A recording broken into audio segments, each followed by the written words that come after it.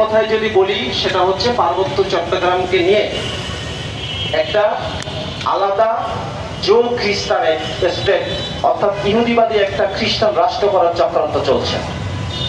আমাদের পার্বত্য চট্টগ্রামকে বাংলাদেশ থেকে বিচ্ছিন্ন করার চক্রান্ত চলছে এবং সেই লক্ষ্যেই এটা কেমন, যেমন আপনারা জানেন মধ্যপ্রাচ্যে একটা অবৈধ রাষ্ট্র ইসরায়েল প্রতিষ্ঠিত হয়েছে, যেইভাবে ঠিক একইভাবে পার্বত্য চট্টগ্রাম নিয়ে আরেকটা ক্যান্সার রাষ্ট্র তৈরির অপচেষ্টা হচ্ছে।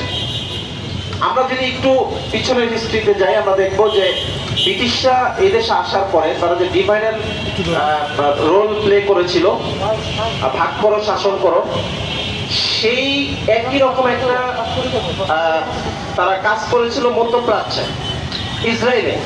অর্থাৎ বিভিন্ন জায়গা থেকে তারা অভিবাসী এনে, ইহুদি অভিবাসীদেরকে এনে আপনার জাতিসংঘের মাধ্যমে একটা অবৈধ দখলদার রাষ্ট্র তৈরি করেছিল যার নাম ইসরায়েল। একই কায়দায় ঠিক ওই সময়টাই আমরা যদি পার্বত্য চট্টগ্রামের দিকে তাকাই, আমরা দেখব পার্বত্য চট্টগ্রামকে নিয়েও তাদের একই রকম একটা পরিকল্পনা ছিল। ওইটা ছিল মধ্যপ্রাচ্য, এটা ছিল দক্ষিণ এশিয়া। যেমন 1860 সালের আগে পার্বত্য চট্টগ্রাম নামে কোনো জেলা ছিল না, আলাদা কোনো অঞ্চল ছিল না। আজকে যারা বলে পার্বত্য চট্টগ্রামে যে আমরা আদিবাসী, পার্বত্য চট্টগ্রাম বাঙালিদের না, মানে আদিবাসী হইতে হলে তো আপনার একটা নির্দিষ্ট এলাকার আইডেন্টিটি আগে থেকে থাকতে হবে।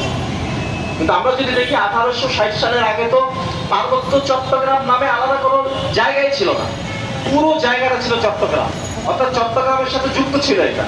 কিন্তু ব্রিটিশদের পরিকল্পনা ছিল এই পার্বত্য চট্টগ্রাম নিয়ে আলাদা একটা ইসরায়েলের মতো একটা ক্যান্সার রাষ্ট্র তৈরি করবে, যার যেই পরিকল্পনার অংশ হিসেবে তারা 1860 সালে চট্টগ্রাম থেকে পার্বত্য চট্টগ্রাম নামে আলাদা একটি জেলা করেন, বিচ্ছিন্ন করেন। এরপরে 1900 সালে তারা নতুন একটা অদ্ভুত একটা রেজুলেশন বাস্তবায়ন করে, পার্বত্য চট্টগ্রাম শাসন বিধি 1900, অর্থাৎ 1900 সালে পার্বত্য চট্টগ্রাম শাসন বিধি নামে একটা আইন তারা করে। সেখানে পার্বত্য চট্টগ্রামকে এক্সক্লুডেড এরিয়া নামে আলাদা একটা স্ট্যাটাস দেয় এবং তখন থেকেই এই যে পার্বত্য চট্টগ্রাম থেকে বাঙালি খেদাও আর বিভিন্ন অভিবাসী উপজাতিদের এখানে ইনক্লুড করো, সেই প্রচেষ্টা শুরু হয়।